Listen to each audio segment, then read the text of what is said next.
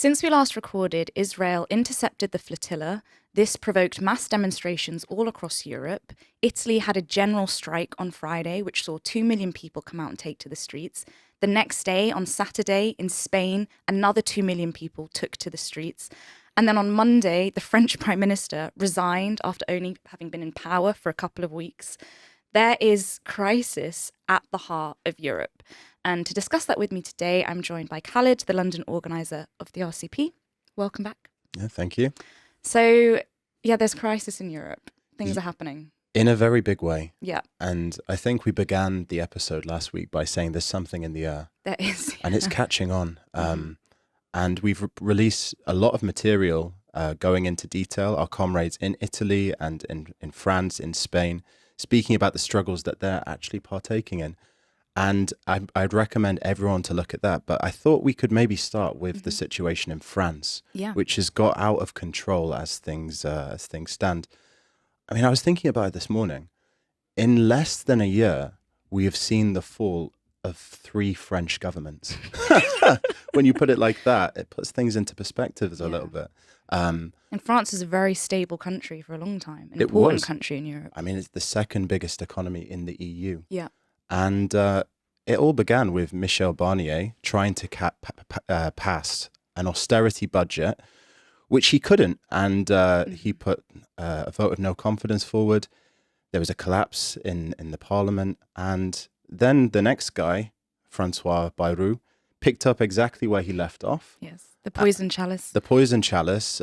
He drank from that. And he proposed, I think, 40 billion worth of cuts to social spending. Significant things were on the table as well when you think about it. Like, he was suggesting that 2 bank holidays should be scrapped. One of them on May Day, which was never going to go down well with the workers. No. There was huge cuts to healthcare, huge cuts to subsidies for the working class. And again, he couldn't get it through. And in fact, one thing that he said, which really stood out to me, was that France had become addicted to public spending, which is such a barefaced lie. Yeah. You know, in France, very similar to in Britain, the economy's never recovered from 2008. Yes. And the huge debt that any government sits on is a consequence of the bailouts of the banks. Yes. And the huge subsidies they give to French business in order to keep them competitive. Yeah. So it's a barefaced lie, and people can see that in France. And now this guy, Le Cornu, has lasted, what, a month? Yeah. Less than Liz Truss? Less than Liz Truss. That's extraordinary. And yet, look, we have been making this argument since 2008, right, about the bailout of the banks. It wasn't just a uniquely French situation, but it was the situation of capitalism globally, including in Britain. And the British working class have already been paying for this through the austerity measures from the Tories for 15 years. And you talk about £40 billion or 40 billion euros worth of cuts. Well, we should say that this is also what's coming in Britain, right? At the end of November, the budget will come out that Starmer and Reeves will present. And as we spoke about in previous episodes, they need to make about £50 billion worth of cuts. More austerity. They already struggled to implement a few of the measures that they wanted to earlier in the year. So this huge movement, the resignation of this prime minister, the strikes, the block everything, this is a harbinger of what could happen in Britain. For sure. And I think Starmer is terrified about this. And this is really the defining question, I'd say, of the era we live in. Yeah. Who pays for the crisis? Exactly. And the French working class are really showing exactly how to defy what the government is trying to put on them. They're trying to say it's not going to be us. Yeah. Or why should it be us? Exactly. Is the question. Exactly. And I mean, Starmer is obviously terrified about the cuts that the bosses and the bankers are trying to force the government to make. Yeah. But he's also had a headache in recent days, right? With what's been going on, the huge protests for Palestine that we've seen. And of course, yesterday, we're filming on October 8th. Yesterday was October 7th, where students defied the call of the government not to come out and protest. And our comrades were caught up in the midst of that. Yeah. I mean, we should say, look, for a couple of weeks now, it's been obvious, I would say, that the ruling class has been very terrified of the Palestine movement in general. And in the last week, they were putting a lot of pressure on through the mainstream media, saying that protests are insensitive, kind of viciously, cynically weaponizing the attack in Manchester, for example, the attack on the synagogue, which killed 2 people. Although we should say it came out that the police were responsible for the death of one of the victims.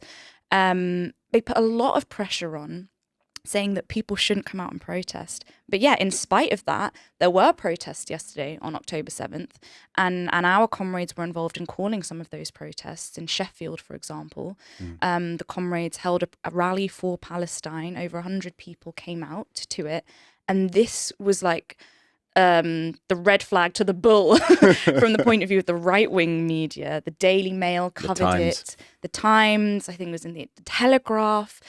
We really made a splash, and why is it? It's because they were surprised and kind of horrified that these students resisted this pressure from the bourgeois, we should say, to talk about Palestine on October 7th.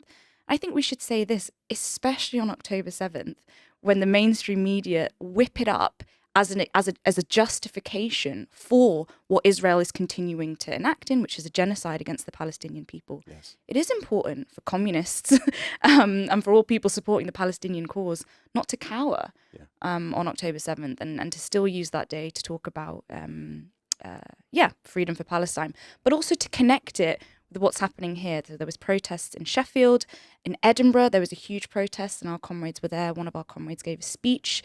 At Queen Mary, there was a protest on the campus. And what was great about the protest at Queen Mary is it was also linked with the presence of BAE Systems on the campus on that day. Yes. And I think the students were successful in basically kicking BAE off campus. Yeah, making so much noise that, they disrupted this corporate event. As they should. Yes. As they should. A protest against the militarism in general on campus. The fact that universities in Britain invest over £1 billion in the arms industry. And so that was very successful. We should also say that our comrades in Cambridge, they held an emergency demonstration on Thursday. Yeah. In response to the interception of the flotilla, which also got over 100 people out.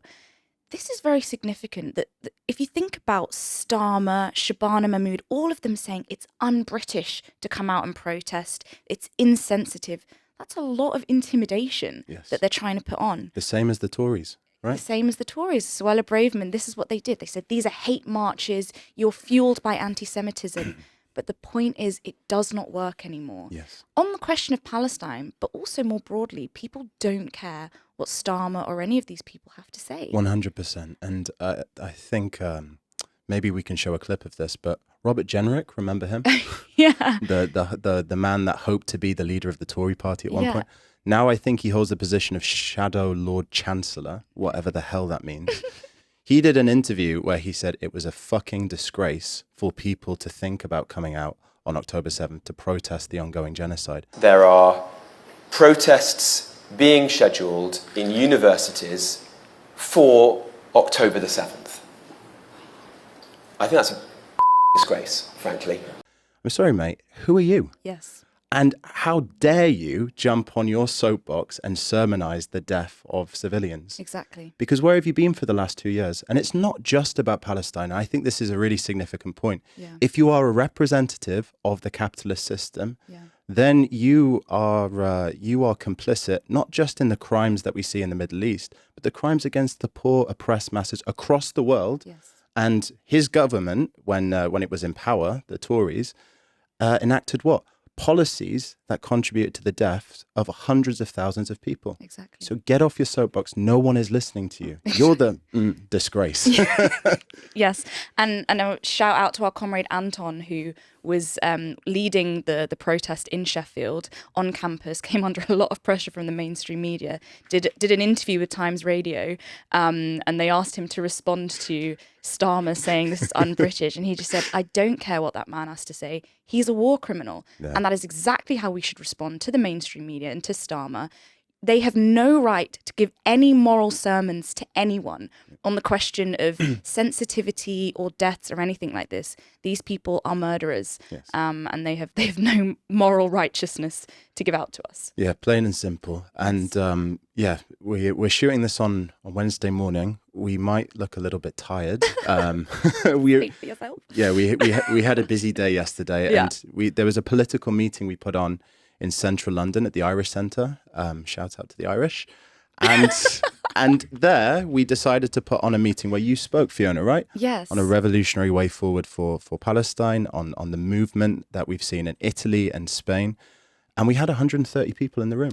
It was amazing. And look, this is important. We engaged in protests yesterday, absolutely. But also, because we're not just about protesting, we're about trying to give a political explanation or analysis for what's happening in Palestine and also in Britain more broadly. And what do we think the way forward is? And yeah, there was 130 people there. The mood was really determined in the room. And everyone stayed around for a drink afterwards, which is also why we're a bit tired. And I think what's important about that meeting is there were really good questions that came out about where next for the Palestine movement in Britain. And obviously, one of the main points I was making in the speech is that Italy has given us the example of where next for the movement, right? Italy has proven in a concrete way the role that the working class can actually play in trying to stop the genocide, and moving beyond what has been the general strategy of just putting pressure on politicians. And this led someone to ask, I think, a really important question about, okay, so what should, if the trade unions in Britain today, how do we actually make them do something? Yes. Because I think some people have this idea that, well, maybe the trade unions in Italy are just better than the trade unions in Britain. And is there just a kind of Italian flair or energy? Yeah, no, for sure. And I've seen this a lot online by those people that I would say have really tried to separate the struggle for Palestine from from other political questions that workers are radicalized over. There's just something in the air, but it's not that's not those winds aren't coming over to our isles, right? Yeah. Which is completely false. I mean, if you go back 3 weeks ago, I'm sure a lot of people in Italy were thinking, well, we've got a right-wing government with Meloni who's putting a lot of pressure on the working class, whipping up divisive culture wars, scapegoating migrants and so on and so forth. And we've got trade union leaders that are doing absolutely nothing. And yet, in the space of a couple of weeks, we see the situation completely transformed. And it was from the pressure building below, most importantly. I think we definitely see the role that the youth can play in driving things forward. I mean, you mentioned at the beginning, 2 million on the streets, hundreds of thousands of college students coming out, right? Yes. A whole new life being breathed into the student movement with now occupations, walkouts on the cards and so on. But pressure coming from sections of the working class as well. Yeah. That's very significant in my opinion, because it shows not that there is something magical about the trade union leaders in Italy, but in fact, the pressure below will push them to stand where we want them to stand. Yes. Because they feel the pressure from above. That's very clear. Absolutely. And they feel the pressure of the movement below, and they try to keep a lid on it for as long as they possibly can, right? Yeah. If you're a trade union bureaucrat, you want a comfortable life, you know. I mean, you look at the trade unions, not just in Italy, in France, in Britain, and it's stuffed full of careerists and conservative elements that blame the workers for the lack of a movement. But actually, what we can see is the power of these entrenched bureaucracies ends where we see the intervention of the masses below. When that begins, we can begin to actually push them where they need to go. And it has qualitatively transformed the situation in Italy. Let's be clear about this. The fact that the dockers in particular have shut down the docks, the transport workers have shut down the transport networks, and it's begun to spread like wildfire is very significant, because it shows that when the working class brings its power to bear as a class, it can not only shut society down, but it begins to raise questions about where the strength in society lies, right? The working class becomes aware of its strength. So what we can do, I think, is draw the conclusion that we should strike like an Italian, right? We don't have to wait for these people on high to give us the lead. 100%. We should organize in our workplaces, and for students in particular, we should be saying, get out there and organize, speak to people, and organize walkouts and begin to basically agitate for more to be done. And that was another question that came up, right? Someone that I think was very new to the RCP asked a question like, what can communists do on campus? Yeah, I think this was a great question because, you know, part of the significance of the Italian general strike is I think it gave a new bit of life into the Palestine movement. It's probably one of the most inspiring moments we've had in the Palestine movement for a while in the West. And I was thinking, when was the last time people felt like that? It was probably when the huge encampments began, right? And especially in America, in the belly of the beast, where you had thousands of students participating in this moment. And I think this is important, right? We've talked about the significance of the working class and the role that the unions could play, but to students who are listening, who are participating, who are watching what's happening, we have to say, yeah, we don't have to just sit around and wait for these trade unionists to like kind of leap out of their chair and finally do something.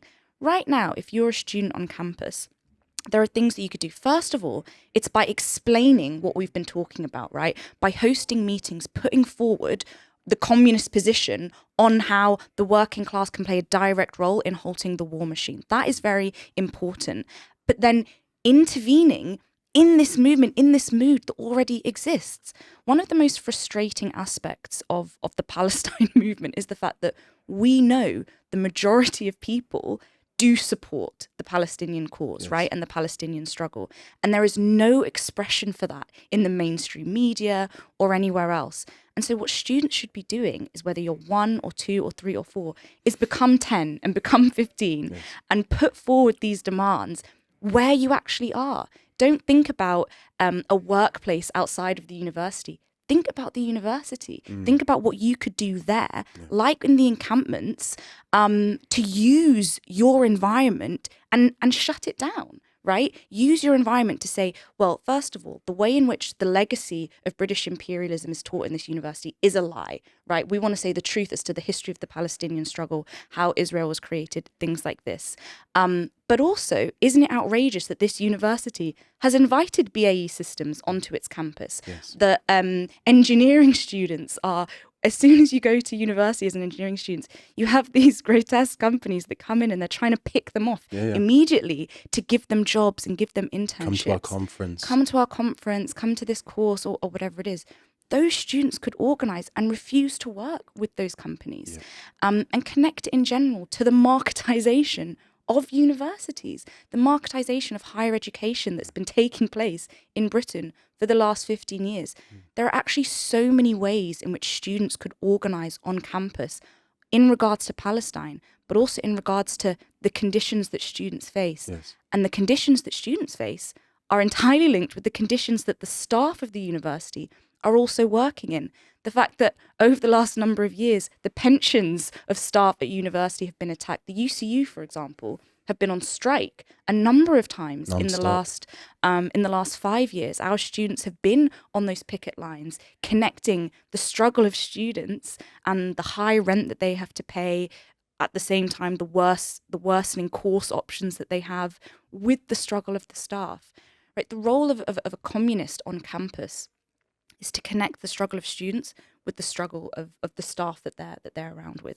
And this is what is sorely lacking, I would say, broadly speaking, from the Palestine movement, but also the student angle of it. And I think that is the role of communists, is to be making those demands and making those links.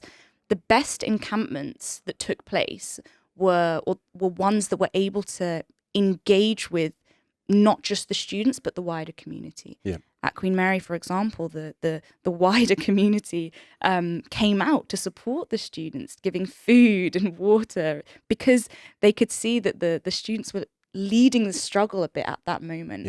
That's what we want to see students do, is connect their cause with the cause of the workers around them. For sure. And we've seen that in Italy. I think this is the significant point, right?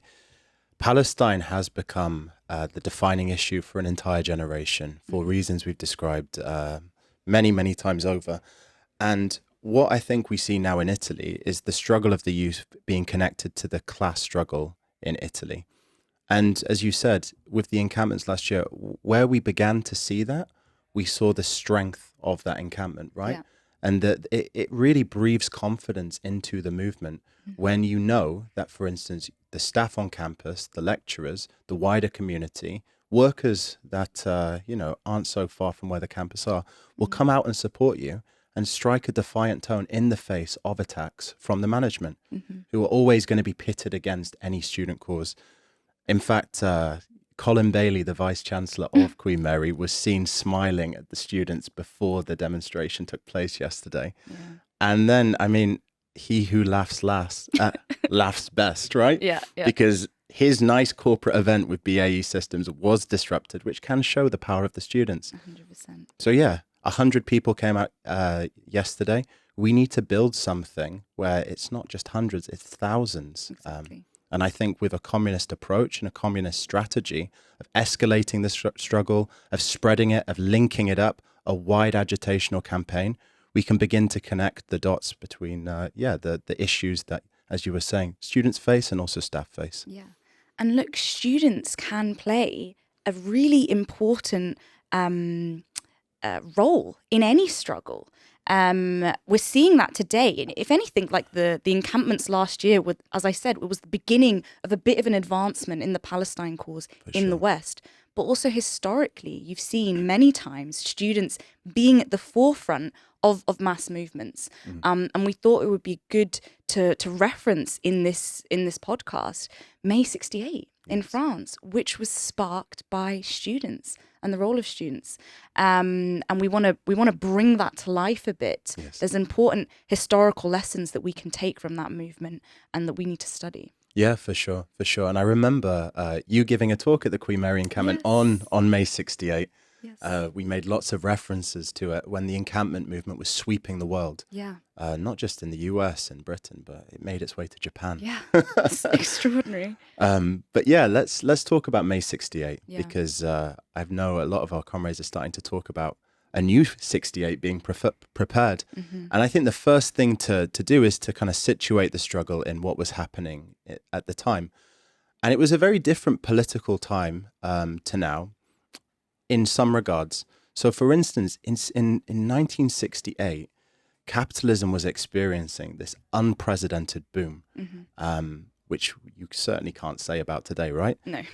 There was a real strengthening of the French working class in this period. There was the modernization of the economy in massive industrial hubs being built up at a time where, France was losing its colonies. Yeah. Struggling to hold on to them and then realizing that the situation was getting out of their control. But there was this idea at the time, like sometimes we hear today, that the working class simply ceased to exist, right? Yeah. That there wasn't a working class in the Western world that could move. Everyone had become too westernized, too pacified, and so on and so forth. Yes. Bourgeoisified. Bourgeoisified, and even some so-called Marxists were saying this, right? But So-called. beneath the surface, there was this deep malaise in French society and an accumulation of resentment and anger, especially amongst the youth and the young workers in the factories as well. I mean, the political context was one where de Gaulle was a very weak dictator, and people had been radicalized, and this is maybe a point of similarity, by wars and imperialism. Yeah. I mean, if you were a young person, you had seen your government for 8 years brutally suppress and subjugate the movement in Algeria for independence. And I think this had a significant mark on your consciousness at the time. In fact, we were talking at the beginning about like the fall of this or that government. The last time I can remember governments falling like this in France was during the Algerian War of Liberation, where every couple of months, it was like passing the hot potato, and the socialists would have it, and then it'd be the right wing, and so on and so forth, back and forth until de Gaulle installed himself as a dictator. But there was really something in the air at this kind of anti-war, anti-imperialist mood. And Vietnam was, of course, a very significant factor in all of this. We should say that the French used to hold on to Vietnam, and they lost, basically, Vietnam in 1954 or 56. I can't remember now exactly. But the US had basically gone in to try contain communism as they saw it. And there was this mood amongst the youth of just kind of rejection of imperialism. Yeah. They could see de Gaulle saying things like, oh, the age of colonies has passed. But actually, what a hypocrite when, France continued to basically dominate and exploit vast swathes of Africa, as it does to this day. And so there was this anti-war mood, there was this strengthening of the working class, and this accumulation of resentment. And then the spark came from the students, as you said, but really in the most unexpected of places. Yeah. I mean, it was students at Sorbonne University, which was like, I think, the most prestigious university in France. And as you say, there was this generalized, I mean, if people thought the working class was West bourgeoisified already, I mean, these are students of the most prestigious university in France, but would be considered kind of petty bourgeois, written off in that sense. But actually, the spark for it came from a kind of archaic rule that said that, men and women weren't allowed to visit each other's dorms. And this kind of was the straw that hit the camel's back. Broke the camel's back, that's the phrase. That caused, this mass response of anger. But look, we should say that the most kind of, often you find in history, in bourgeois history, they give you very, very superficial readings of what causes people to move. And there's this kind of obsession, these French students obsessed with each other or sex or whatever it is. But that is a very, very superficial and cheap reading of the significance of this powerful movement that the students began that led to a revolution. Because in any mass movement, there is something kind of accidental which can spark it off, right? The point is that archaic rule coming, the way it came about in that time was a reflection of this accumulated anger that was building up in society more broadly anyway, but that students are at the sharp end of. Like, students often are the most can be the most radical layer in society. And so, in response to that, there was mass protests taking place, but the state responded in a very dramatic, harsh way, arresting the students, beating them up. And this led the workers looking at this to have a lot of sympathy to what they could see, not because they were all impassioned over this question of the dorms, but because it's quickly spiraled into being about broader questions in French society. And those French workers obviously could relate to a feeling of disgust at the state and what it was doing, not just to the students, but also to them in their lives.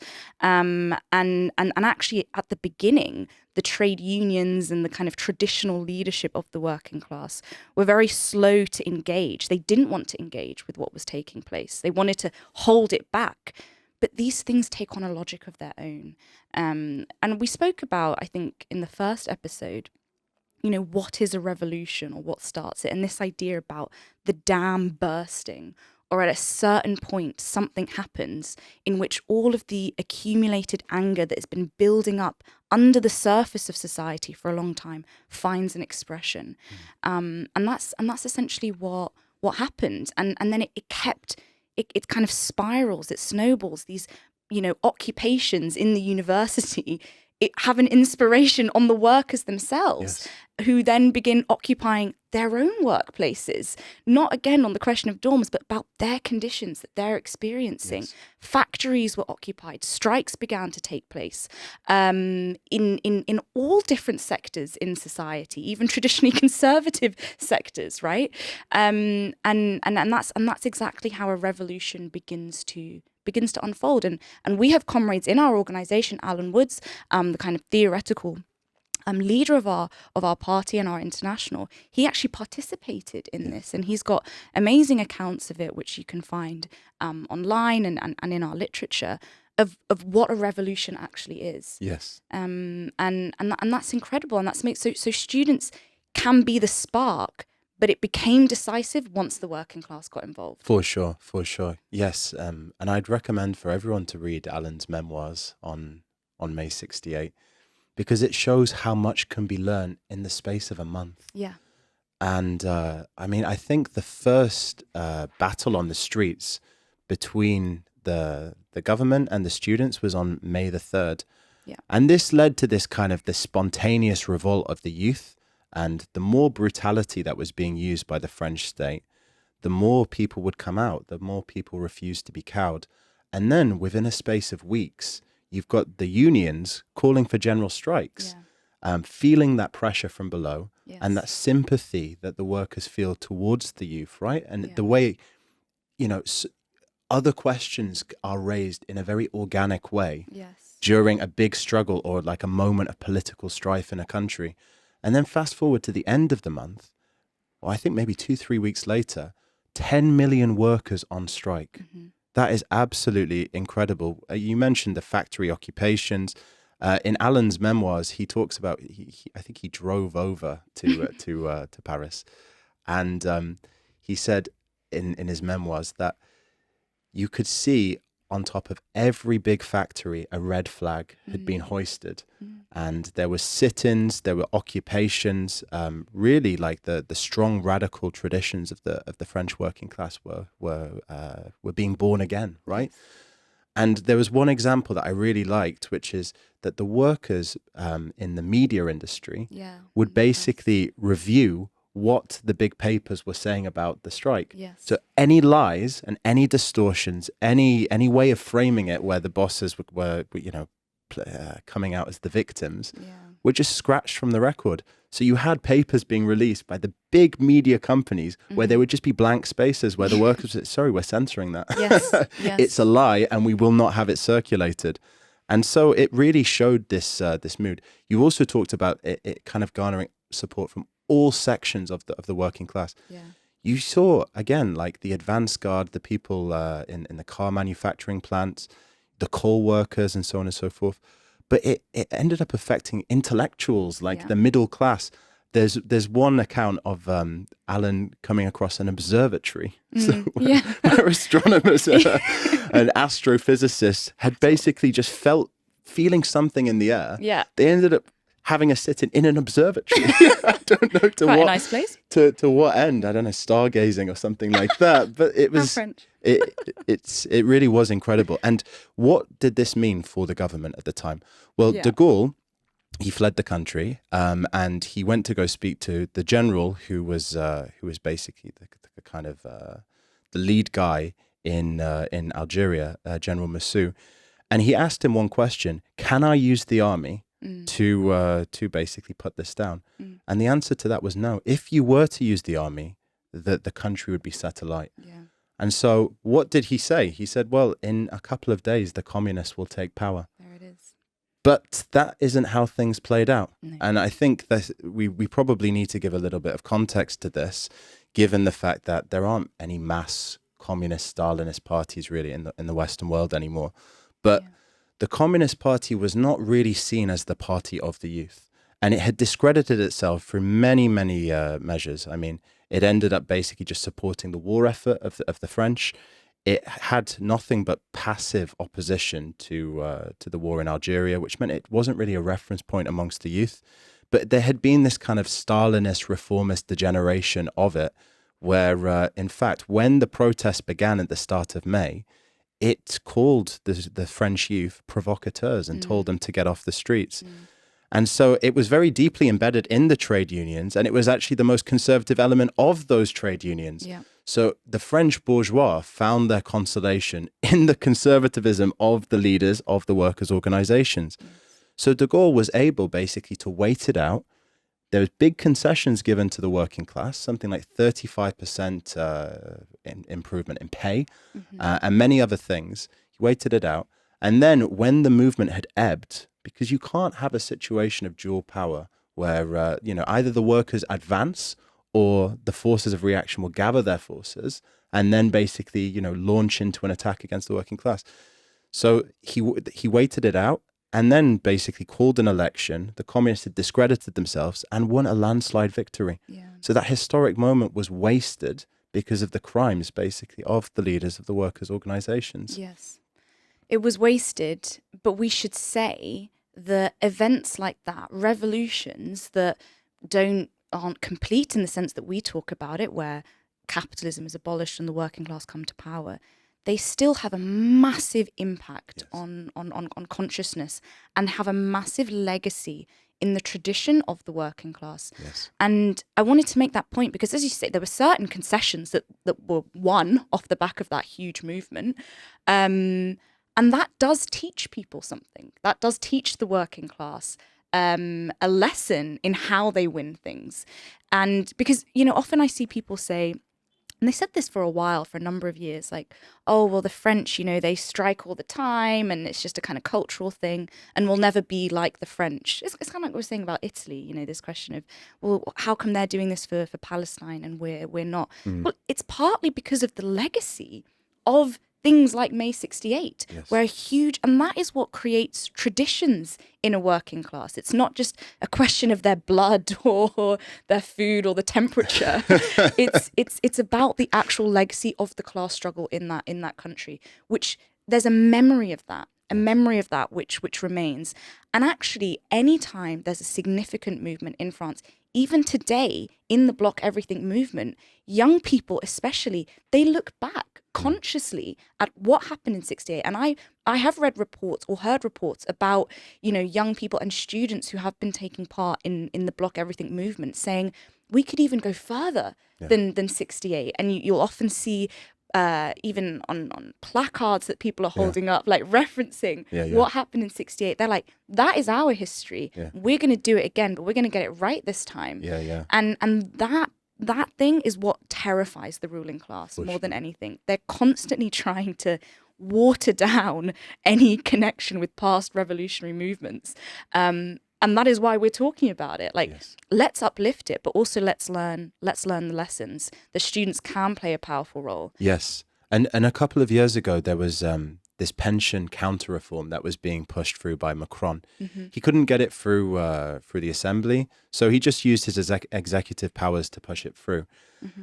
I think, if I'm not mistaken, the retirement age was going up from 62 to 64. Yeah. And I remember one of the main banners on the streets of Paris was, you give us 64, we'll give you 68, right? Go. Yeah. So it really, what you say about it working its way into this tradition of the working class is really important. And it struck an iconic resonance across the whole world. Absolutely. We have to say, in 68, we probably found the most advanced expression of this anger and an actual revolution taking place.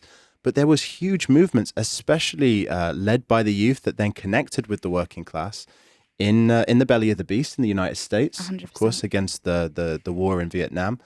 We also saw huge movements in Pakistan, in Mexico, in Italy the following year as well with the Hot Autumn, which is where a lot of the traditions of the youth movement come from, the collectivos that we've mentioned in past weeks. Yeah. And there was one example I wanted to give, which isn't spoken about so much, but in Egypt, 68 was a huge inspiration for the student movement. In fact, the student movement hadn't really been organized up until that point. But there had been, again, something political, something related to imperialism. They had, in 1967, obviously, Israel won the Six-Day War and the Sinai was occupied. And there was a lot of doubt, basically, about the very popular leader, Gamal Abdel Nasser, and his ability to free the Palestinians. And when 68 was taking place, people in Egypt at the big universities in Alexandria and other places, Cairo, they were looking towards this and they were like, wow, okay, we want to do walkouts. We want to do sit-ins. We want to do occupations. And throughout the 1970s, there was a huge radicalization of the Egyptian youth, again, on this question of Palestine specifically. And I think this is an important point to make because, we often say that the conditions are maturing for revolution everywhere. Yeah. But they mature in slightly different ways, Yes. right? There are different traditions, of course, which we have to keep in mind.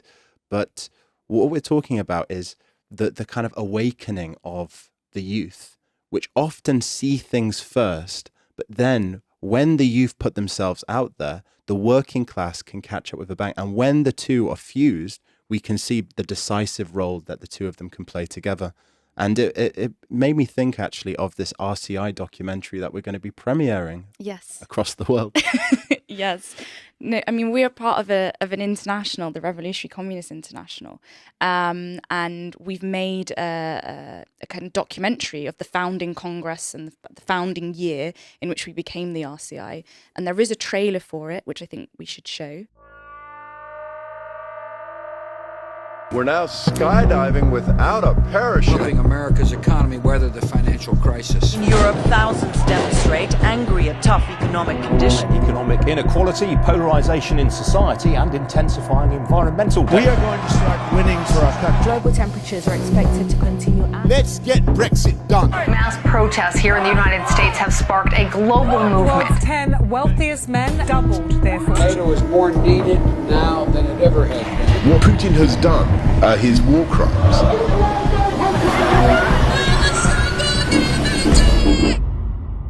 We are being presented with a second historical opportunity globally. Let's not waste it this time.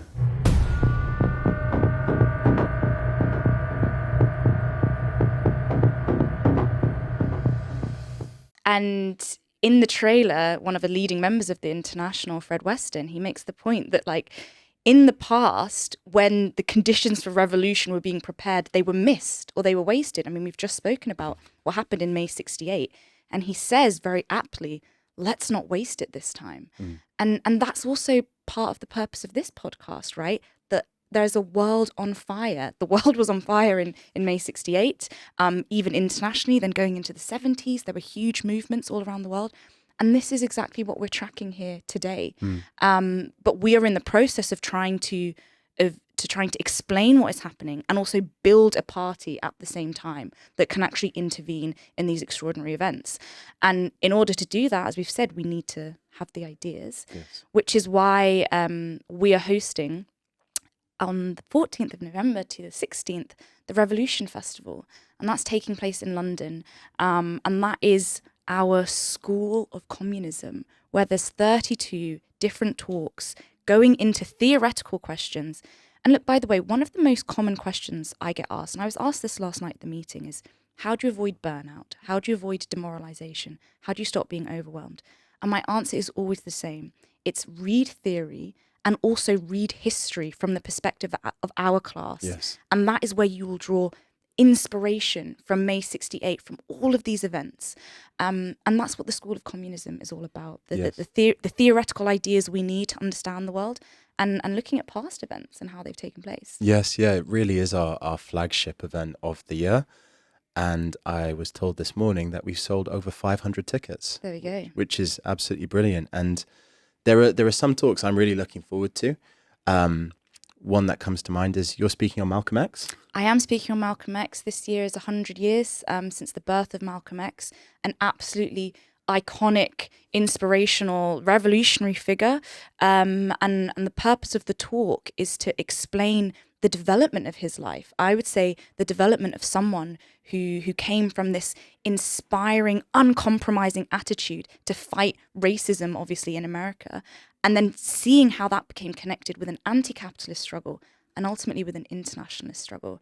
Yeah. I'll be talking about Malcolm X. Yes, yeah. And we have so many talks that I can't wait to go to.